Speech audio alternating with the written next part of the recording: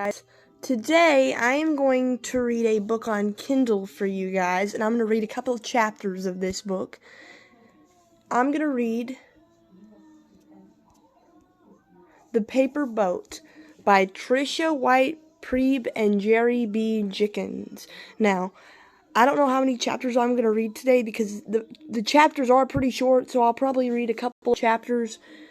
I'll read as many chapters as I can, and then I'll come back on another video and read whatever I don't finish. I'm not really sure how many parts I'm going to do for this book, but yeah, I'm going to be reading a lot of books for you guys. Also, leave requests of books that you want me to read, and I'll be happy to read them to y'all. You can always leave book requests down at the comment section. Also, leave YouTube video ideas, what you want to see for my next YouTube. Remember, when I post a poll, it's very important that you vote. That way I know what to do next. And also, leave comments of what you want me to do in some of my videos, so I can look at them and I know what to do next. But anyway, let's start the book.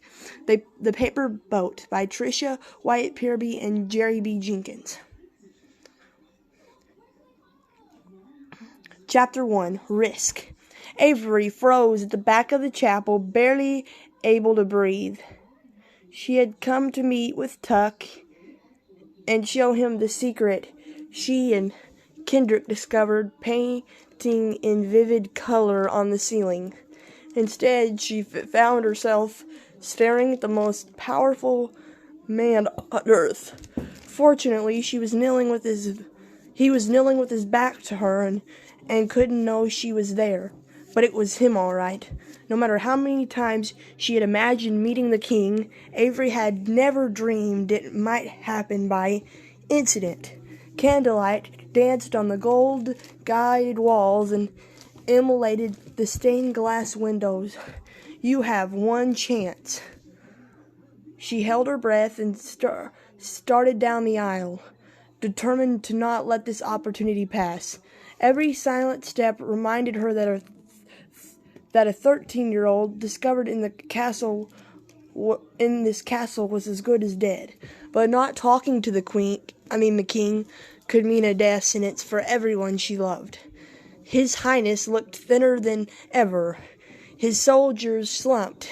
His once thick silver hair was wispy, and even from behind he appeared older and sicker than when she had seen him at the race. His time, like hers, was running out. She would tell him everything, being with the fact that Queen Angelina was poisoning him. Oof. Wouldn't want to be him right now. But anyways, Avery quickened her pace down the crimson carpet, eager to announce herself, when suddenly a massive leathery hand clapped over her mouth, and someone lifted her off the ground. She kicked furiously and tried to scream, willing the king to hear, but as if in a dream, no sound came. The king stirred and rose from his prayers. When he turned, dread washed over her. It wasn't the king at all, just an old man in royal clothing. Nice work, he hollered. Now make sure she's never heard from again. Still thrashing, Avery was carried out into the stairway, and her captor entered a long, dark corridor, hand still covering her mouth. She wished with everything in her that she still had her jeweled dagger. The farther he carried her, the more certain she was. Today is the last day of my life.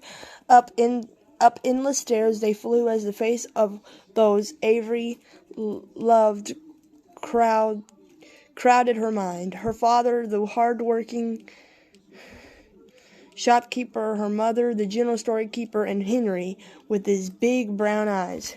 She wondered which of them might have preceded her in death. Was it possible her entire family waited for her at the throne of God? A strangely comforting though as her captor mounted a new stairwell. Avery gave up trying to resist. She couldn't find a man with legs and arms the size of tree trunks, and she didn't want a boot to the head. Sorry about that, guys. Anyway, besides the death sentence, up they went, the man's heavy steps mingling with her choked sobs. Through a blur of light, shadow, Avery could see where he was heading, and panic overwhelmed her. They arrived at a landing facing thick, buried doors, the Tower Prison, where the worst are forgotten. Her captor called out, and a guard emerged from the shadows with a large key. He unlocked the door, and before she knew what was happening, Avery soared through the air and thundered on the cold stone floor. She didn't even have time to get a look at her abductor before the door slammed, its thunder rattling ancient hinges and shaking the stall. Avery sat in the miserable, terrifying silence, aware that no one could help her now. She rolled onto her back and stared at the ancient wooden crossbeams. A tiny window high on the wall cast a weak light, and Avery wondered if there was any chance she could scale that wall and squeeze through. Unlikely. Would her friends Tuck and Kate risk their safety in the tunnels to come find her? She actually hoped not. She closed her eyes, allowing hot tears to fall. When she was startled by a low, heavy moan, Avery leaped to her feet. That's when she smelled it. Dead fish. Sorry about that, it turned on me. Eyes now adjusted to the darkness, she saw the outline of someone on the floor directly beneath that high window. She tiptoed toward the figure. "Excuse me," Avery whispered. Ever so slowly, the silhouette turned a hooded face toward her. Avery recoiled, rolling her ankle. The figure raised an old, bony finger to its lips. "Shh." Chapter 2, Cellmate. "I'm dreaming," Avery told herself, keeping her distance from the starting wooden figure. "You're dead," she said. "Move away." The ancient woman who had snatched her from the woods so long ago and rasped, "Which is it? Am I dead, or do you want me to move?" Avery narrowed her eyes, ready to defend herself. "Relax," the woman said. "You're not going anywhere anytime soon, and neither am I. Sit." "I don't have to do what you say." The woman pulled her hood lower, but Avery could still make out the dark, bulging eyes, weary white hair, and wrinkled skin. As terrifying a face in the dark as it had been in the light of day, especially when Avery could see she was seeing a ghost.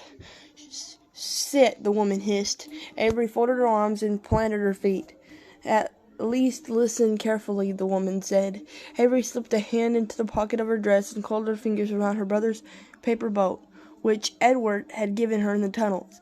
"If you tell me what you did with my brother, we don't have time." Avery charged the woman, shaking her bony shoulders as hard as she could. "I didn't do anything to him. I left him in the woods." Stunned, Avery let go and stepped back. The woman smiled absently. "It was you I came for." Avery shook her head. "You told me Henry was in another cart." "I'd to make you do as you were told. Told to go collect blackberries. That was the last time I saw of him." She licked a finger and crossed her heart. "He was so little. Who knows what could have happened to him by now?" "I'll say no more of 'em," the woman continued. Eyes darted. "My time is near, but I have a job for you that will save your life if you do as I say." Avery glowed at her. You must find a way out of here. Get to the king and tell him I sent you. Understand? And then what? Tell him my mission is done. You want to see your brother again? You'll do it." "This makes no sense. You don't even know if my brother is alive." The old woman put a hand to her mouth as a storm fat tears pulled on her coat. Avery thought she was acting until her sobs grew so thick Avery could barely understand her. "Need him to forgive me for what?" "Still in his only son." She rocked like a child. "Kendrick?" Avery wondered where her friend was and whether he was safe. Last time she saw him, he was in the boat, slowly bobbing out to sea on the foam. He should have reached the Forbidden City by now. With a sigh, Avery sank to her knees next to the old woman. "If I'm going to risk my life for you, I need to know exactly what happened. Everything from the beginning." Sorry, guys. I'm trying to get all these notifications, so they'll stop getting in my way. But anyways, I think I'm going to read one more chapter, and then I'm going to end this video, guys. Chapter 3, Day of Reckoning. The old woman folded her hands and spoke in a sing-song tone. "I first came to this castle when my granddaughters were small, Kate and her older sister Edith." "Are you telling the story, or am I?" the woman snapped. "They were hungry, and I had nothing to give them. Queen Elizabeth promised me a job, but her sister Angelina promised me the world." "So you served Angelina?" The woman shrugged. "She told me if I helped her get to the throne, she'd give my granddaughters titles and fortunes. I didn't realize helping Angelina meant hurting Queen Elizabeth." Avery glanced at the cell door, fearing guards might burst in and drag the woman away. "Get to the point." "It was I who attended the birth. Nobody expected a problem. Elizabeth hadn't been sick or even in plan for the duration. All was well. That was with Edward had told Avery in the woods. We never expected twins," the woman continued. "That explained the Queen holding 2 babies in the mural on the chapel ceiling," where the woman's voice grew loud and grim. "The king's advisors told him twins were an omen of great misfortune that would destroy his kingdom. They said a rebel army would rise up and take the throne. So the advisor in the fire-red robe pulled me aside and told me to take the babies to the salt sea and discard them." That horrible word again, discard. With distant, watery eyes, the woman whispered, "2 of the Queen's ladies-in-waiting and I went down to the sea and took a raft to the other side. There I gave each of them one of the babies and a purse of coins, told them to flee. I did, and never be seen again." "And," Avery said, but the woman sweated the question away with a gnarled hand. "Then why do you need the king's forgiveness? He can't blame you. His advisors ordered you to discard the babies." The old woman lowered her hand and looked away. "I'm not seeking his forgiveness for taking them to the sea, but for not drowning them, as I was told.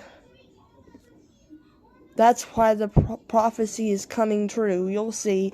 Because those babies survived, great misfortune will destroy this kingdom. An army will rise up and take the throne."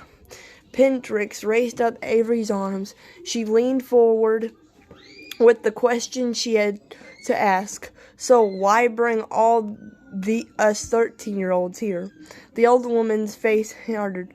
"Figured 2 of them had to be the ones, and I was hoping to make amends by destroying the king's heirs. Now I've run out of time, so Kate's gonna finish the job. I was supposed to do this so many years ago. She's smart, and she'll do what I say. And she knows a title and riches are hers if she succeeds." Avery swallowed hard as the rest of her questions died. The old woman peered up at her, and a wheezing laugh gushed from her to fill the silence. Though she covered her mouth, it grew louder and more piercing. Avery tried to shush her, urgently whispering, "Why are you in prison?" But before the woman could respond, thunder crashed, its roar overwhelming. Avery bolted for a dark corner, as far from the woman as possible. Sorry, guys. Okay.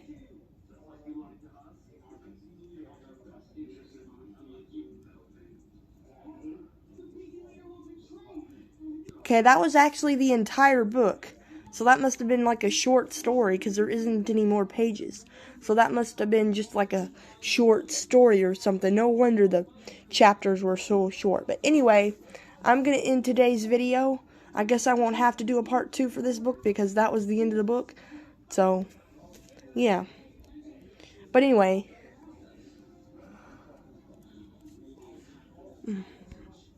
I'm going to end this video because we're already to our 15 minutes, and I don't like making the videos longer. I've known in the past I've done videos that have been 17 minutes, but I don't like to make the videos too long, and it's already getting late, and I should have did this video earlier in the day, but I was so busy doing stuff. I'm going to be pretty busy next week. I don't even know if I'm going to be able to do any videos next week, but I'm going to try my hardest to do them. Also, I posted a video that I made from Gotcha Studio today, and then one from Gotcha Club.